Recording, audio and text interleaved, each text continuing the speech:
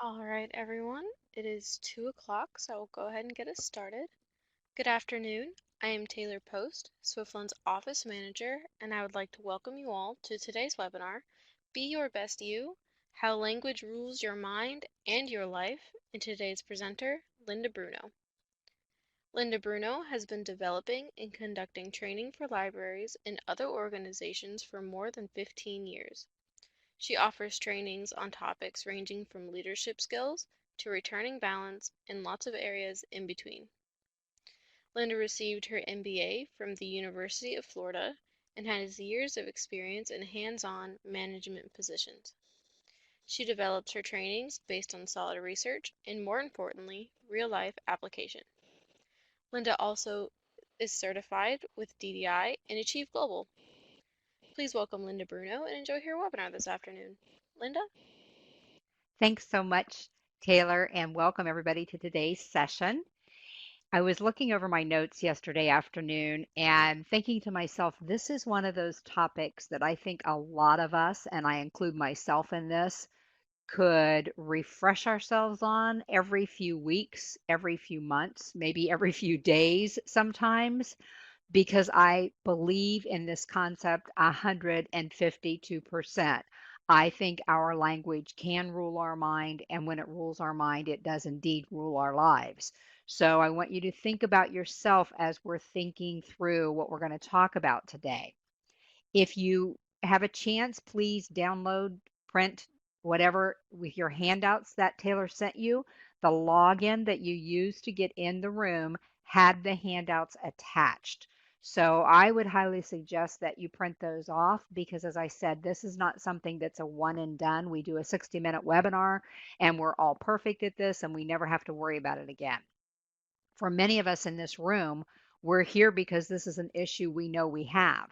And the webinar, I'm almost certain for everybody in the room, will help. And it initially will help right after the webinar. But then as life takes hold and we fall back into our patterns and our habits, guess what? Our language starts to rule our mind in a negative way again. So I would suggest that you print those handouts if for no other reason than to remind yourself once in a while that you need to keep focused on this. I don't know, Joanne Taylor, can you post that in the chat? I'm not sure if that can be posted in the chat, hopefully. So I want you to think about what kinds of language are out there. There are a couple that affect your mind. There's the external and the internal language. And when I say external, let's think about that for a second. It's the words you say, right? But also, and I didn't put this on the handout, it's also the words you hear. So although we're going to focus a lot on the words you say to yourself out loud, and we've all done that, keep in mind that that is reinforced by what you listen to from outside influences. And right now, this was developed weeks before the COVID-19 thing took hold. But right now, a lot of the external that we're hearing is influencing the internal, isn't it? It's influencing how we're thinking. Thank you so much, Dean. That was very kind of you. Appreciate that. So keep in mind that the words you say can also include nonverbal actions. Think about this. Don't you hear something in your head when you huff, when you roll your eyes, when you just harumph around? Even if it's not really audible or intelligible, we hear something from that, don't we? And we need to be really careful about what we are doing in our nonverbal actions as well as the actual words we verbalize. So keep that in mind as well. Now, we're going to do something a little bit different. If you're used to my programs, you're used to me doing a lot of fill in the blanks, and we do have some of that here today, but I have so many statements that I want you to look at that I didn't want you to have to be writing those statements, but I do want you to ponder them as we go through them in chunks.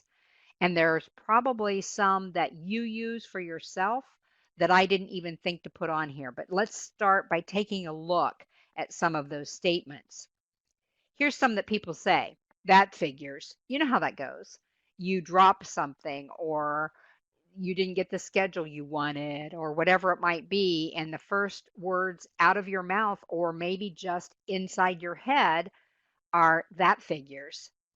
And what does that say to the rest of you? It says, this is what I can expect out of life. This is all that's ever going to happen to me. And when we go down that path, the path gets more developed, doesn't it? Because that's what we're expecting. Or really? Are you kidding me? That's what's going on in your head when you're saying that. I want to say up front that we all do some of this, don't we? Here's what I want you to hear very clearly today. I want you to be able to lessen how much of this you do, not get perfect at it, because you won't unless you just stop speaking and stop thinking, which I hope never happens to you. But if you can improve a little bit, you'll find that you improve a little bit more, because the habits we create more habits. So these are those terms. Why does this always happen to me? It is what it is, Dean. Here, exactly.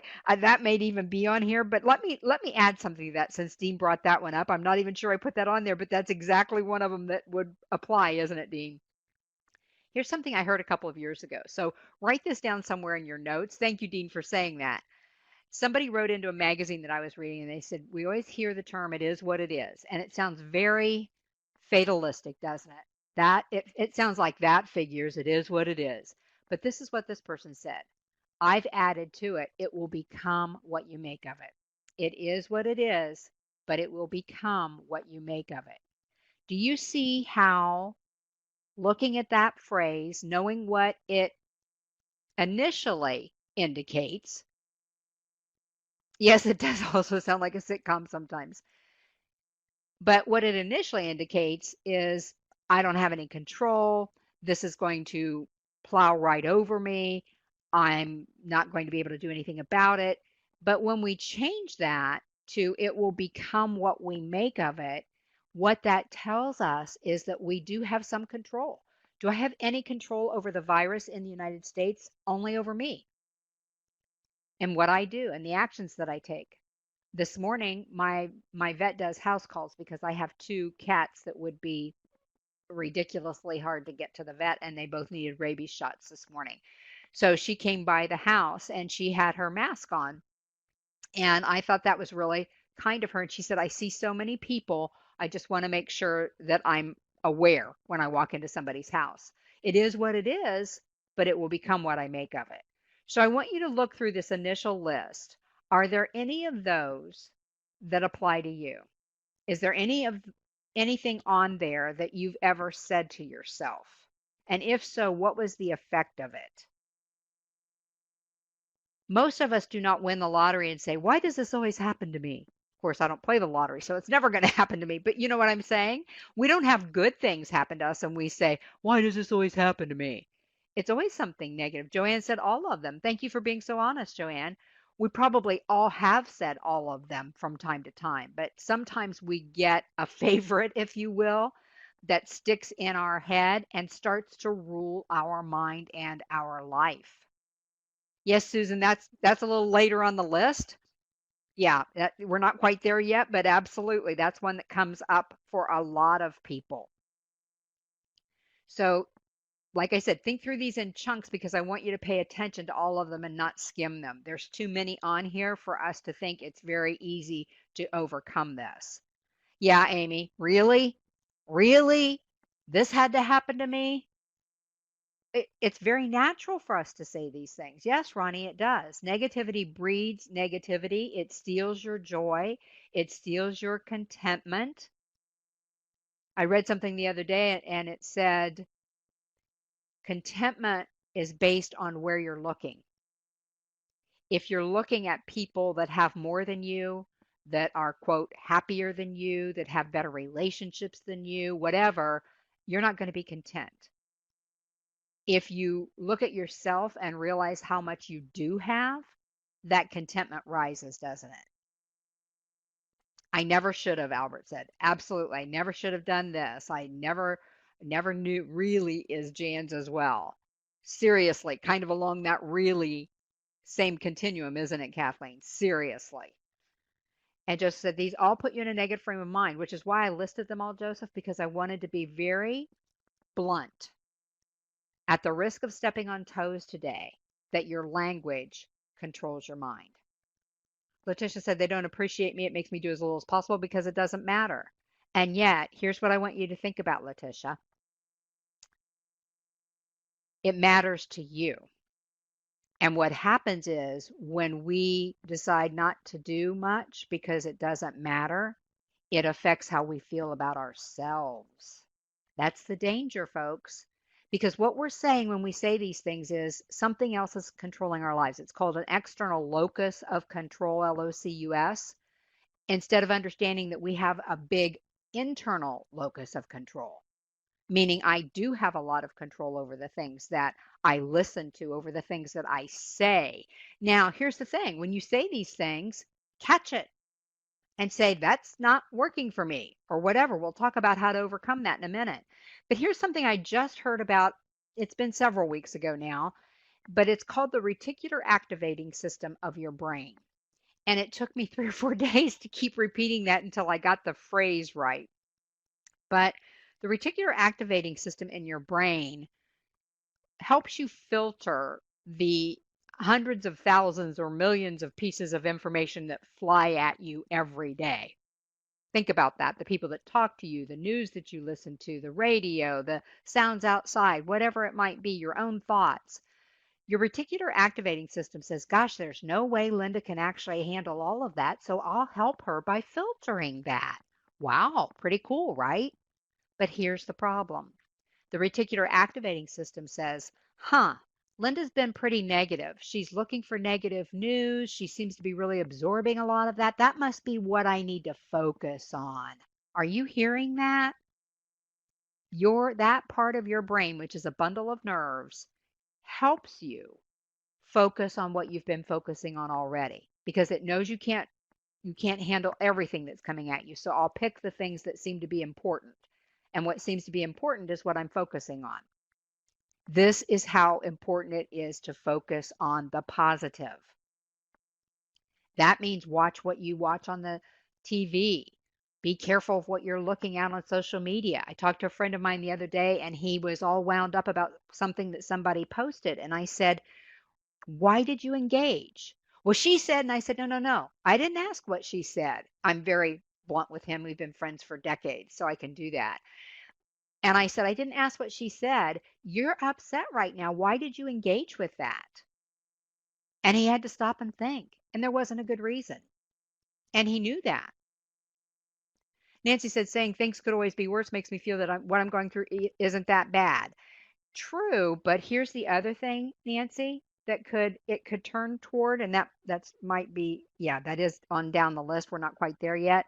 But the other thing that it might do, Nancy, is make you feel like it's pretty bad without you even realizing it. Because when I say things could always be worse, they're pretty bad, but they could always be worse. That's what's underlying that sometimes, isn't it? Absolutely, Albert. You have to refocus purposefully. Let's add another word to that, intentionally. We have to be intentional about this, or as human beings, our natural intent is to say these kinds of things. And guess what? Our world today piles on, doesn't it? It piles on to make us feel like this is the only thing that makes sense, saying these kinds of things. So I think some of you skipped ahead, but let's take a look at the next, what I call chunk. Here's one that seems innocent enough. I'm a procrastinator, but I work better that way. Most studies show that you don't work better, you work faster. But that doesn't mean your work is as high quality. So what that leads to sometimes is you have to redo things or you have to explain things because it wasn't quite what it could have been and those kinds of things. We're giving ourselves an excuse there, aren't we? I'm a procrastinator, but I work better that way. There may be the rare time you do that, but if it's something that takes any dedication, any focus at all, it's probably not going to be better work. It's just going to be faster work. And as somebody said earlier, I can't do that at my age. I'm too old. I'm too young. I'm too middle aged, I'm too whatever. I went to college. I'm just going to blurt it out here. I know I'm not supposed to say this. This is not politically correct, but since I'm talking about me, I'm allowed to. I had taken a few college classes before I moved to Florida. Then my husband got cancer, and I decided I couldn't do college. And a couple years after he got cancer, he was having a lot of issues from the residual effects of radiation. And I thought, you know what, Linda, you need to have a plan B. Maybe you'll need to go off the road traveling for your workshops and stay home. Maybe you need to teach online because that's what he did as part of his living for many years. And so I thought I need to go ahead and finish the degree. So I went back to school in 2010 and finished my bachelor's degree in 2011. December, went right into the MBA in 2012, and I was in my 50s. It was hard. Let me just say that when we say I can't do that at my age, maybe the more proper term is it's going to be more difficult, maybe a little more challenging. But you know what? I'm capable. And so I did it. Would I want to go back and do it again now? No. But if I needed to, I can do it. So those things really need to be at the forefront for you of knowing what your mind is thinking with sometimes without even you knowing it. Here's another one that sneaks in. Jan said, my daily is I'm not tall enough. I'm only 5'1". And the word enough and only get you, don't they, Jan? Can everybody still hear me? Okay, good. I'm not sure. Okay, thank you. Thank you. Thank you. Thank you. Appreciate that. Somebody said they lost me, so I wasn't sure. I'm not moving, so I'm hoping everything stays connected, but you never know. So the other one on here on this particular chunk, and Jan, I would have never guessed you being 5'1" because I never think about your height. You're just a cool lady to me. So there you go. But that enough and only can get us, can it? The words I have to. Do you get up in the morning and say, I have to go to work? You may have to pay your bills, but you know what? There are a whole bunch of people that don't get to go to work tomorrow because they're out of work or they're not able to go to work. This is one I want you to think about.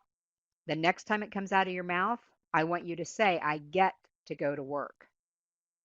Because if you truly feel like you have to go to work every single day, maybe you're in the wrong job. And you're probably not doing your employer a good service either if you feel that way about your work every day. I even walk into my office some days and I'll think, oh, I have to do the handouts. And then I stop myself, seriously, folks, and say out loud, nope, I get to do the handouts because that's what enables me to help other people. You see how those words and that language frames my thought process for the day? Because if I go moping around in the morning and say, oh, I have to do handouts today, that's my whole day. That cloud is hanging over me all day. Be really careful about that I have to thing. I even do that with exercising sometimes. I'll say, I have to do my exercises today. I have to get on the treadmill. And I say, as soon as I hear it, whether it's just in my mind or whether I've verbalized it, and I live by myself, so I often talk out loud to the cats and the dog, but I'll say, no, I get to, because there are a lot of people that can't. So I hope I kind of hope I'm stepping on some toes because sometimes when people step on our toes, we make changes. I don't want to offend anybody. I don't want to hurt anybody's feelings. I just want this to be meaningful for you. That's why you're here today. And there are a bunch of you here today. So I'm glad for that. But you can see that these phrases are so common. I wrote most of them down without even thinking about it because that's our human nature, isn't it? So I heard somebody say, I always think of the glass as being half empty because that means I can put more wine in. So I like the way that person thinks. But in reality, I like to think that I'm on the better end of things, even if it's not exactly, Albert likes that idea too. Even if it's not exactly where I would like to be. And of course, we all have things in our lives where they're not what we want them to be. But stop and look at what's there for you. Here's another chunk. I said to myself the other day, Well, that was silly, Linda. And I said out loud, it was just something really just silly that had happened, but it was frustrating. Whatever had happened, I can't even remember. I know where I was, but I can't remember what exactly even happened. That's how unimportant it was. But when those words came out, I said, "Well, I'm not being silly. What just happened was silly." And there's a big difference there, isn't there? Instead of me looking at me as a person doing something stupid or silly or dumb or whatever, it's just things happen, and I need to accept that. Something dumb happened. It was a dumb action, maybe, but that doesn't make me dumb. Yeah. Why am I stupid? Stacy's glass is overflowing. I like that, Stacy. I hope it is wine. Yeah, well, that was dumb. And it might have been a dumb action or a dumb behavior, but that doesn't make me dumb. Here's the danger. If we keep saying those kinds of things, yes, Stacy, I took it in a good way. That's great. If we keep saying those things and we think they don't mean anything, that's what our reticular activating system starts to internalize for us. That maybe we really shouldn't join that committee because look at all the dumb things we did in the last project we worked on or whatever. And it starts to sink in. We start to believe it. Because many of us have had experiences in the past where somebody else has told us some of these things.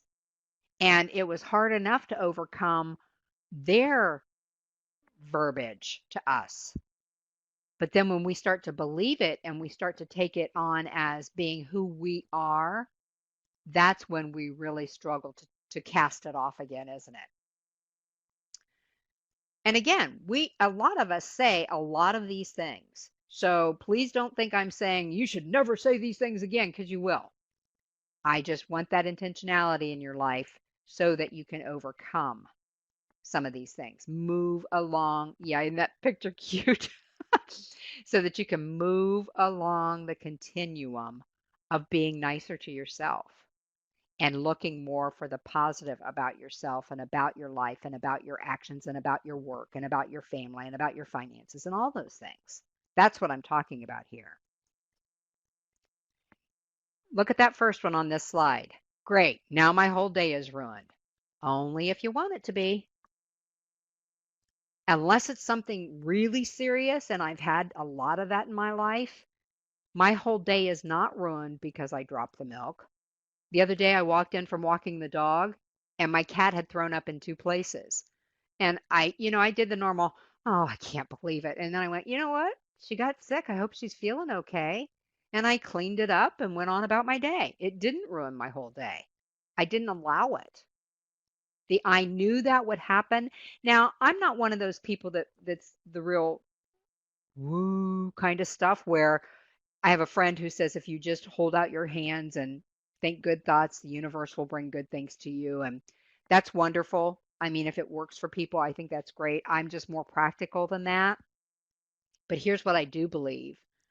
When you say I knew that would happen, if it's something that you even had a little bit of control over, you are more likely to do it because you've told your mind that that's what's going to happen. And so when you move in the wrong direction, your mind thinks, well, that's what she said was going to happen. I'm not going to stop her.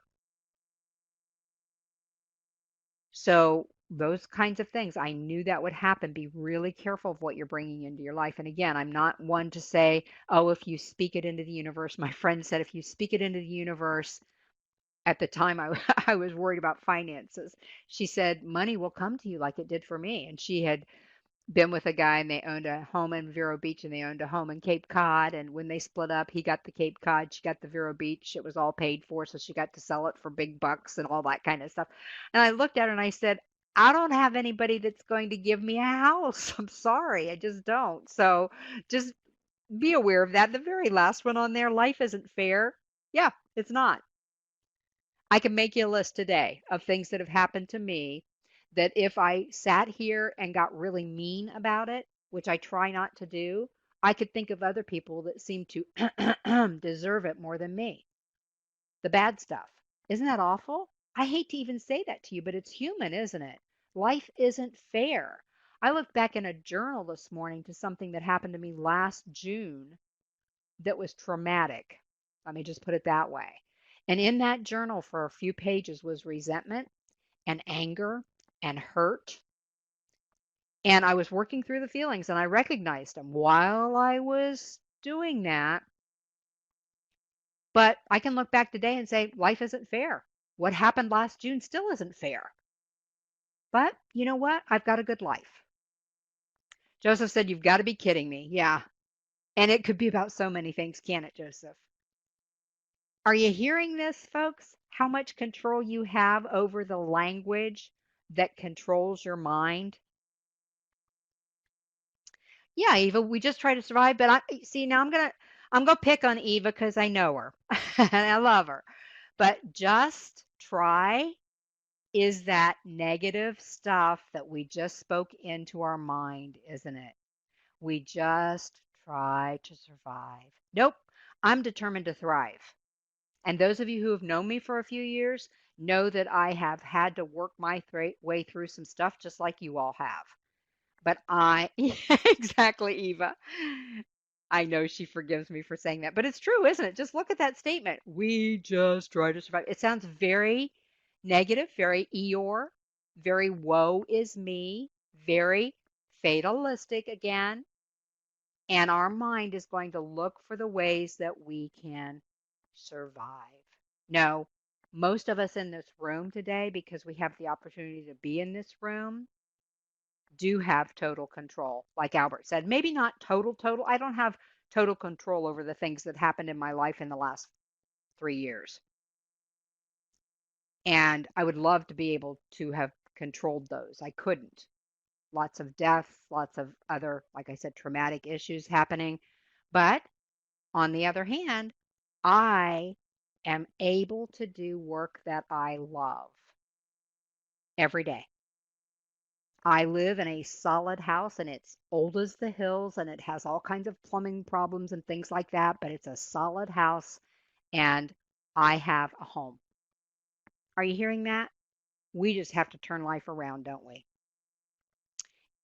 Linda said, life isn't fair, but I'm grateful to be alive. And I have a lot of control over what's fair, don't I?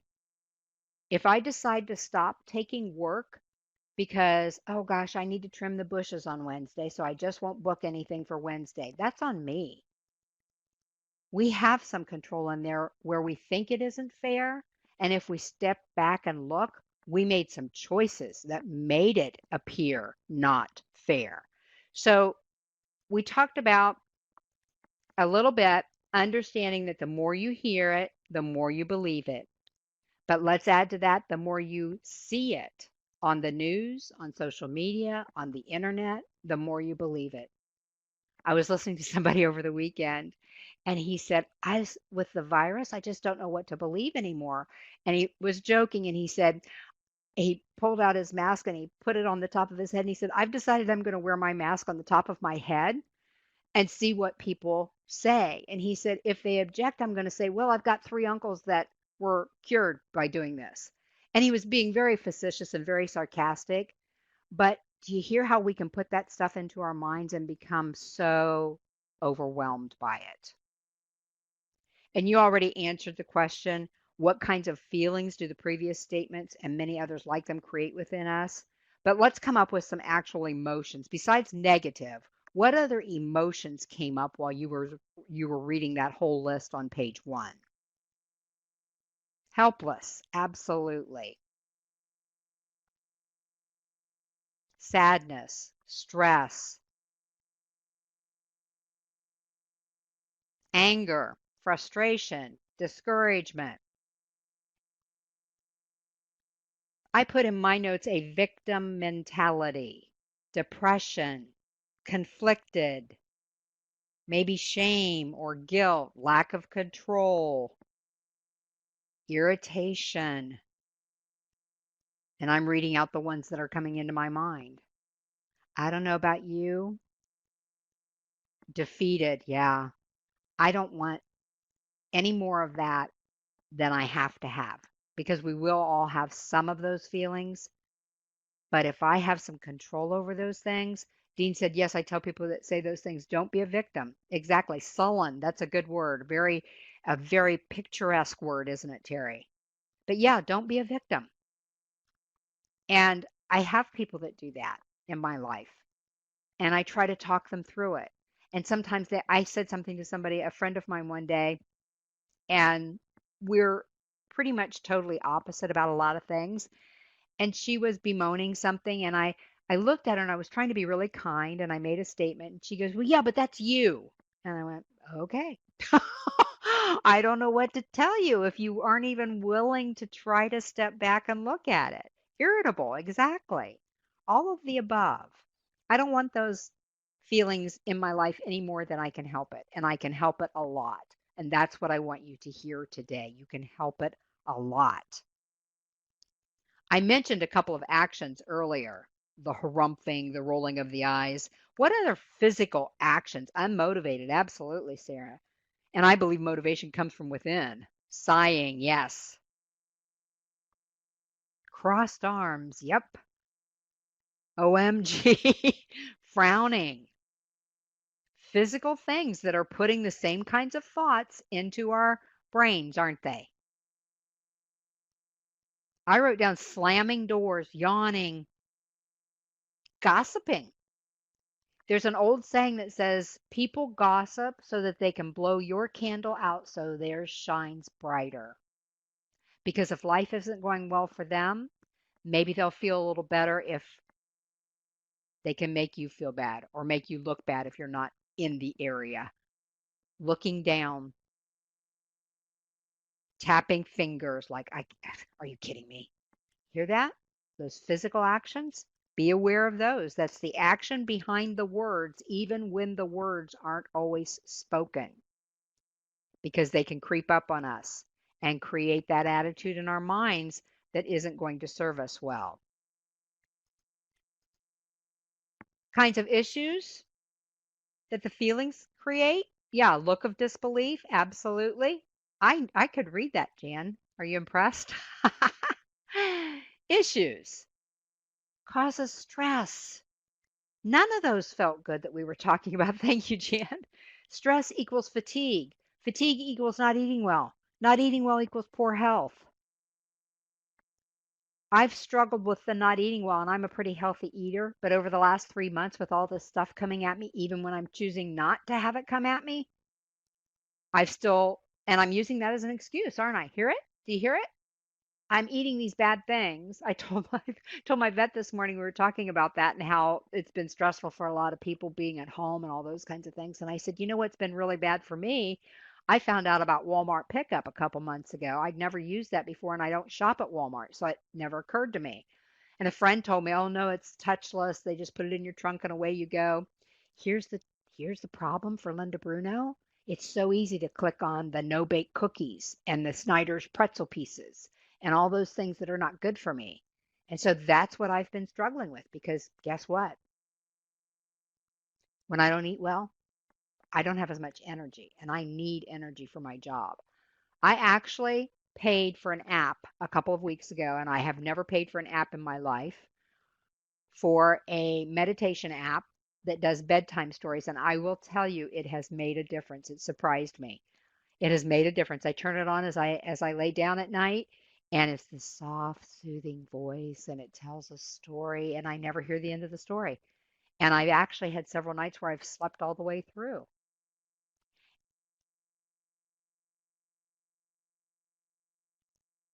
What is the name of the app? It's called Abide. It's actually, I'm gonna not trying to proselytize or anything. It's a Christian app, and I heard it from a friend of mine. So I don't want to be dishonest by not saying that, but Abide, Abide. But it's just really helpful to me. So anyway, be aware that those feelings create all of these other things, and guess what? It's a vicious circle.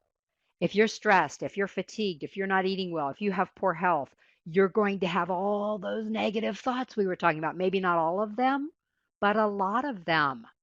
And those are all going to lead right back to this again. So that's what we need to be careful of, because this is about you. Like I started this out, it's about you, not other people.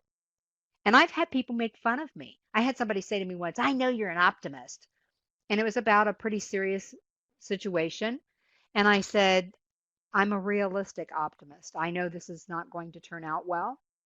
It was about somebody's health, and it just wasn't. There was just no way it was going to turn out well. On the other hand, I'm not going to bring on worse consequences by what I'm doing or saying.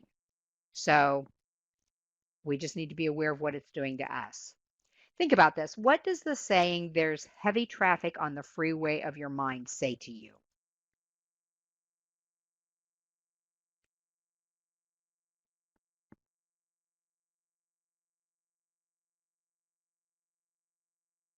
Too many thoughts going on, overthinking. Yep, you're overthinking. And I don't typically worry about everything. Gridlock in the mind. Yeah, I don't typically see a lot of people that enjoy that kind of traffic, the real traffic, and it's usually not good for your mind either. A lot on your mind, congestion, can't focus or think straight. You all are getting it, aren't you? A lot of things you're concerned about. You're allowing your thoughts to control you. Thank you, Laura. That's exactly what we're talking about here today. Are you going to control them or are they going to control you? The thought is going to come. The negative thoughts that we talked about earlier, like I said, they're not going to go away, are they? They're going to come. You have to decide what you're going to do with them. I heard somebody say once, feelings are meant to accompany life, not control life, but it's our choice. Worry, worry, worry, confusion. Mind is cloudy, so stressed, all of the above. There's another saying that says the walls of your mind never stay blank. Did you hear that? The walls of your mind never stay blank. What are you allowing to be hung on the walls of your mind? So, what do? We know we don't want to do this. Don't sacrifice excellence for perfection. And a lot of you have what's called a perfect melancholy behavioral tendency. That's my second highest score when I take the assessment. So I understand where you're coming from. But for a lot of you, it's very likely your highest score. At least it has been for the majority of library folks that I have worked with over the last 15 years when I give the assessment. So you strive for perfection, and that's a positive thing until you let it overtake you and you're not happy unless it's perfect, because life is not only not fair all the time, it's rarely perfect, is it? It's great. I love life. I'm having a good time here, but it's not perfect. And if I give up excellence for perfection, then I beat myself up because I've given up what I stand for, which is quality and doing things well. Consider that positive self talk is a predictor of success. There are some studies that actually show this. If you are down in the mouth all the time and you're negative and you're bringing all this negativity to you, your success in a job is less likely than someone who is a realistic optimist and tends to try to correct when the mind is going in the wrong direction. So that can actually be a predictor of success. But here's the other thing. I don't consider making lots of money success. You need to know your own version of success, don't you? Mine is that I have a lot of freedom in my work. Of course, I'm obligated to be here at a certain time. I can't tell Taylor, I know we were set for 2 today. I think I'll show up at 3. She's not going to be happy with me. But that's part of my freedom, is part of my success. And it's not, I can pay my bills. It's not about the money for me. It's a little bit about being able to control my own life. So value your own version of success, whatever that looks like. Limit your exposure to the things that you know feed into the negativity in your mind. I watch a lot of comedies because of this. I've seen some of them 10 or 11 times, the same episodes, because I don't want to turn the channel over to the forensic shows or the news where it's telling me everything bad. So a couple of weeks ago, I was watching one of my comedies, just sitting there, kind of vegging out, 8:30, 9 o'clock at night. And one of those banners came across the bottom. Breaking news, COVID cases in Florida are up to blah, blah, blah. I was so frustrated by that. I switched the channel off of my comedy because it was so intrusive. They were forcing me to think negativity. And I can control that.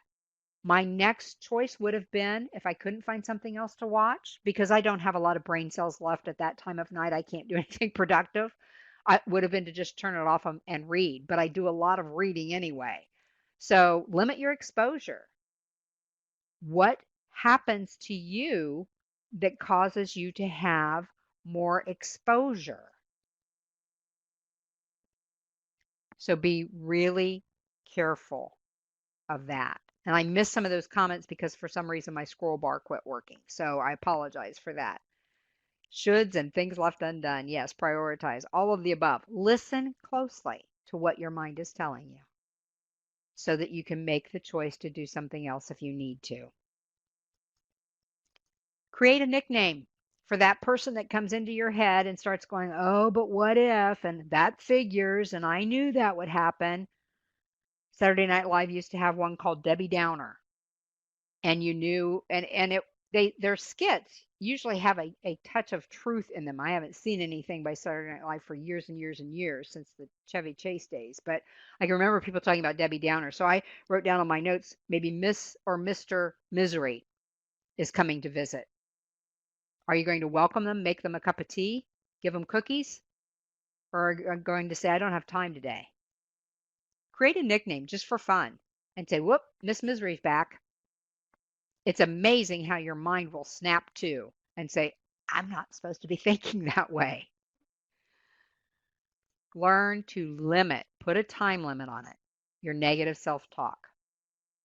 Then find a mantra or a visual that works for you, that reminds you you want to direct your thoughts to something more positive because that language will rule your mind and your life if you don't. Think of it this way. If you wouldn't say it to a good friend or a child, don't say it to yourself. Would you really say those things? That was stupid, or that figures, or whatever to somebody else that you cared about? So the question becomes, do you care enough about you to lessen it? Here are my mantras. This isn't serving me well.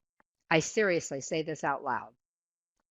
When I hear my mind going down that road that isn't going to serve me well, that's what I say.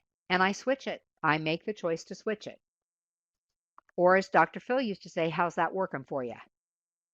Because when he said that, what he meant was, this obviously isn't working for you. Or some people say, talk to the hand when those thoughts come. Not allowed. I get e-newsletters from a lot of different people, and one of the fellows' names is Henrik, Henrik, and he has dealt with negativity for, it sounds like most of his life. I don't know him personally, but one of the things he will say to himself is when the thought comes in, he'll just say, not allowed, not accepting it, not going to go there. Dean said, I usually write them down, and I don't know if that was your negative thoughts or what you were responding to, Dean, because my scroll bar wasn't working, but I have made an additional note on my own notes. Write your negative thoughts down. It helps you look at them objectively.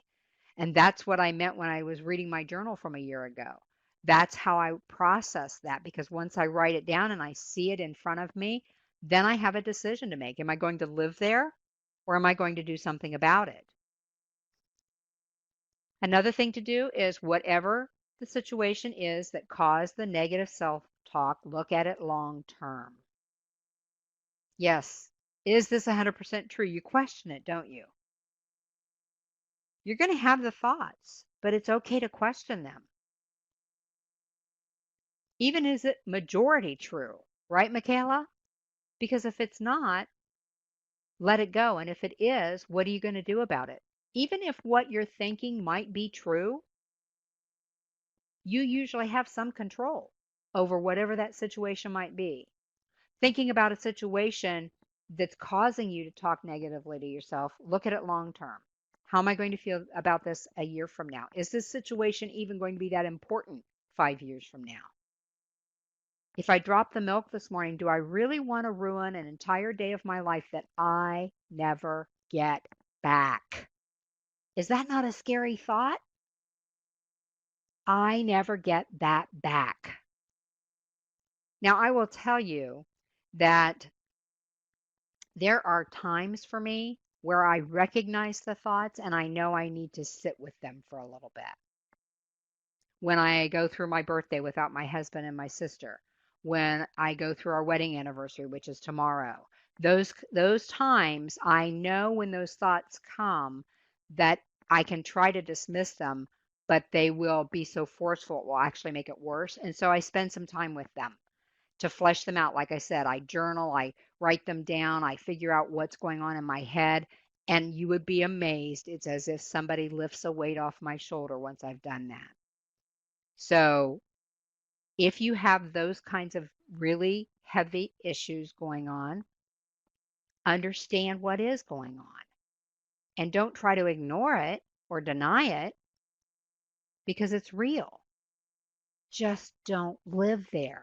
I had a friend that was teaching part of a workshop that I was a facilitator with, and she's a psychologist. And these people had been abruptly, they had lost their jobs because somebody had defrauded the federal government and their doors were locked when they came back from lunch. They couldn't even get back in the building and they were just furious and bitter and angry.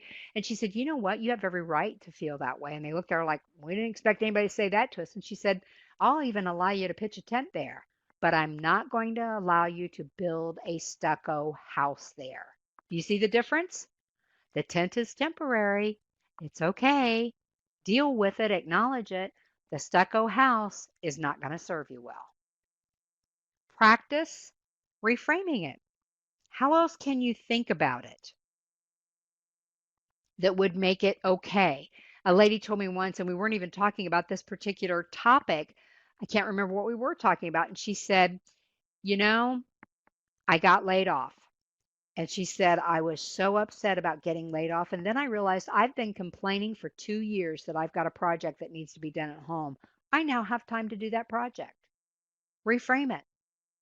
In other words, find the silver lining. Find something good that came out of it. Peel the onion. What's really causing that language in your head? Is it something to do with your self esteem? Is it some kind of a resentment you've been carrying? Think about that. That goes pretty deep sometimes, doesn't it? When you peel back that onion, which is what I'm asking you to do here today. A lot of what we've talked about sounds like it's just on the surface and it just is what it is, right? That's a feeling. That's the feeling I had. Oh, well, move on. But if it keeps coming back, or worse, the feeling gets worse, the thought gets worse, there may be something else going on.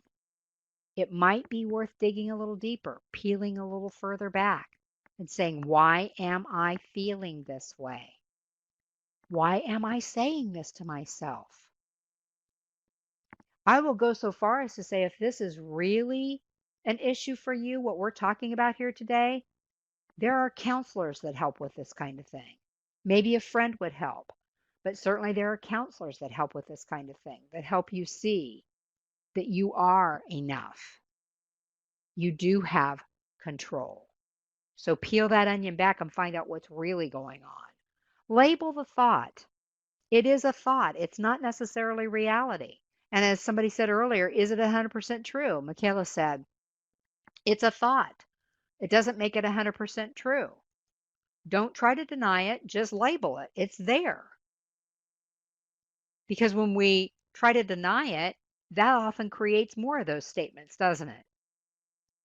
And we don't have enough time to deal with all those things. So label it, understand that it's there, and then move on.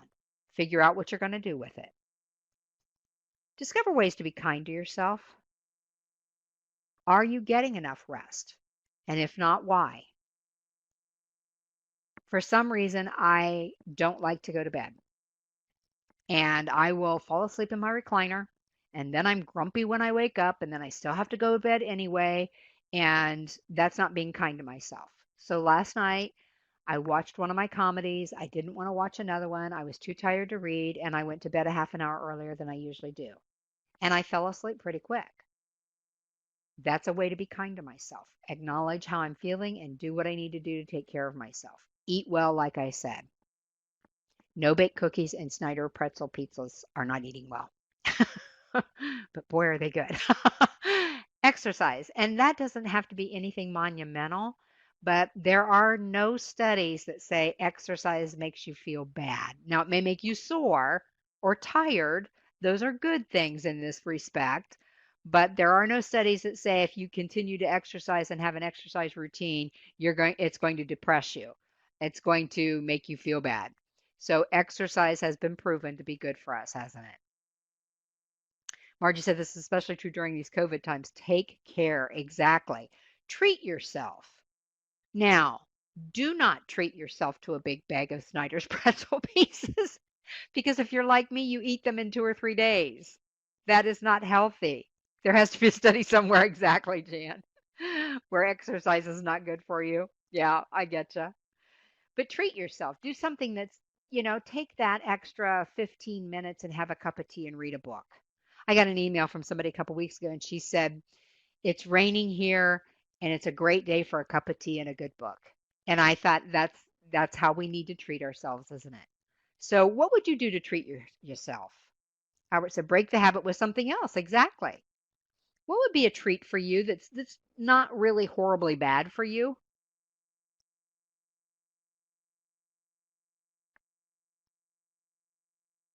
A cup of coffee and a good book is a treat for me. And it's something that I enjoy reading a good book. Absolutely. An art or craft project. Write these down somewhere, folks, so that when you're feeling those thoughts come to you, you find some way to treat yourself. Craft project, relaxing bath, painting my nails. You see, we find time for everything else, don't we? And much of that is necessary and good.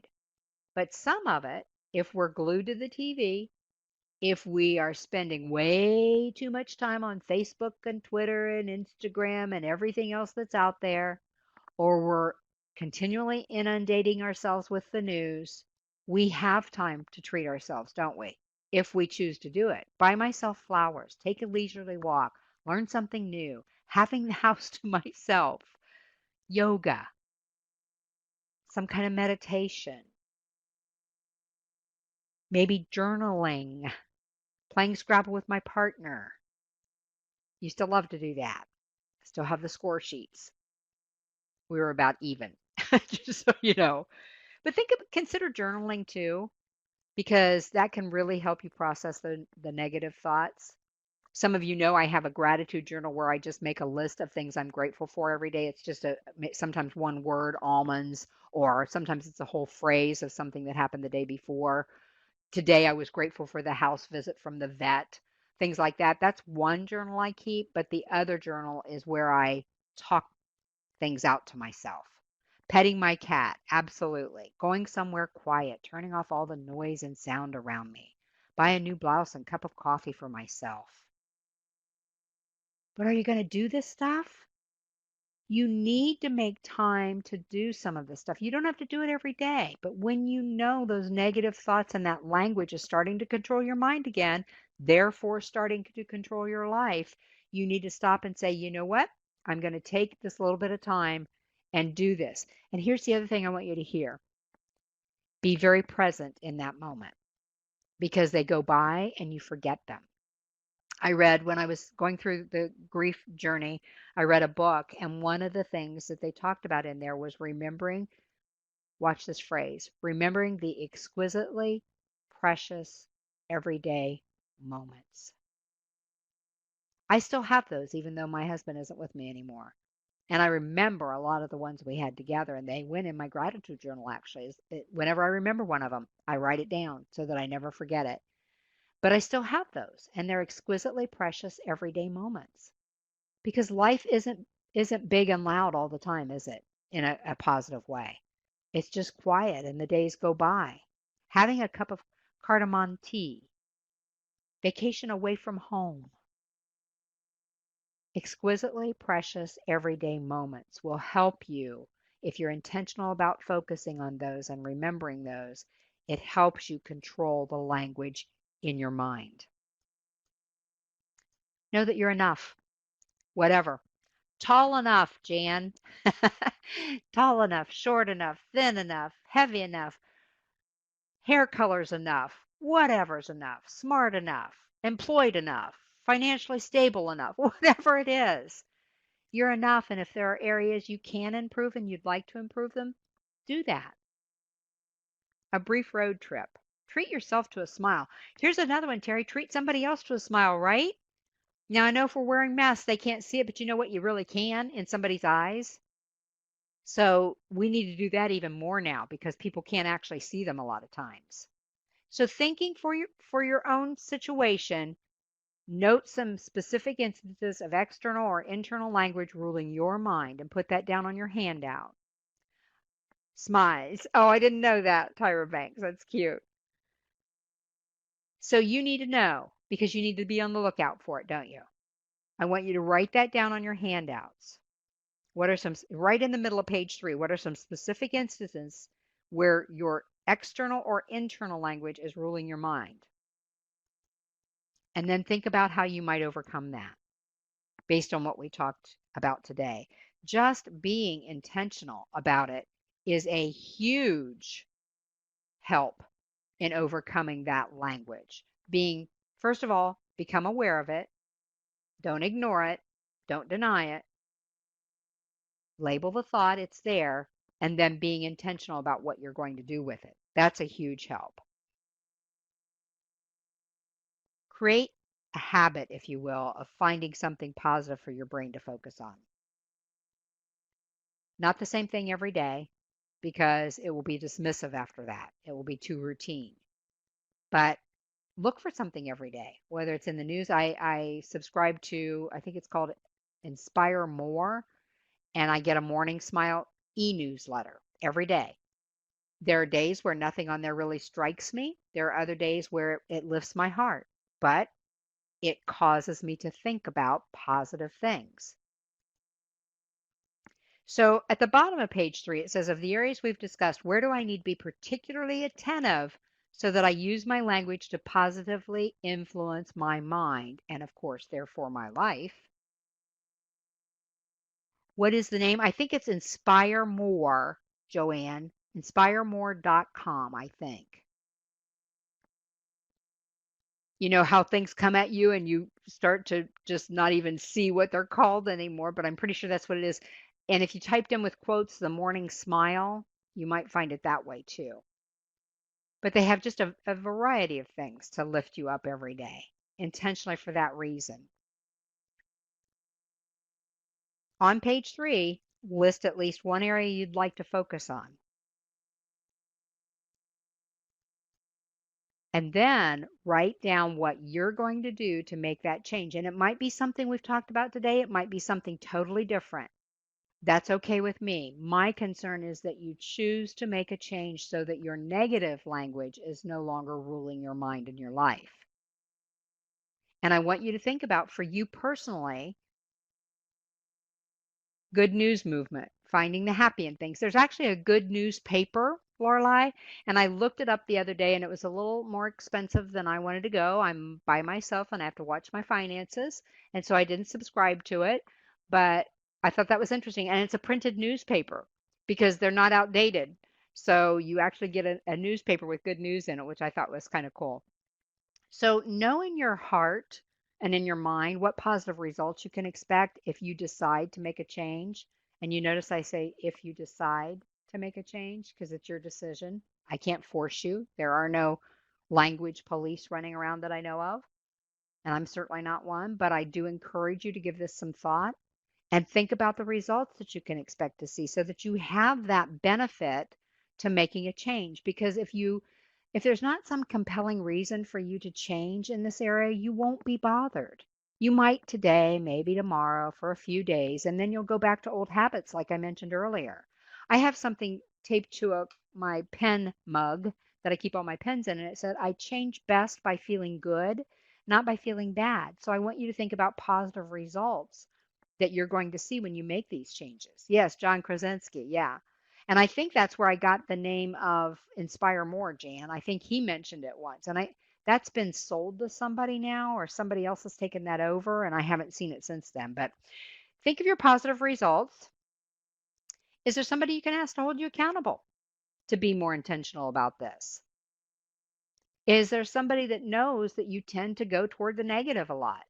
How can they help you? And will you allow them to do that? That's huge, isn't it? You have to be willing to allow them to say, you're going in the wrong direction again. What can we do to get you redirected? I hope you found something useful today, or at least were reaffirmed in how you feel about your language and your mind. Go watch your language. And if you need me, you have my contact information at the bottom of page 1 of your handouts. Thanks everybody for being here. Go and have a great day. As a matter of fact, make it a great day. Thank you, Linda, for an informative webinar this afternoon. Attendees, if you enjoyed this webinar, we ask that you join us on June 24th for Linda's next webinar, Power to the Introverts and Extroverts. As always, we encourage you to keep an eye on the Swiftland CE calendar, the Swiftland Facebook page, or your message from the listserv. Thank you everyone for attending and have a great rest of your day.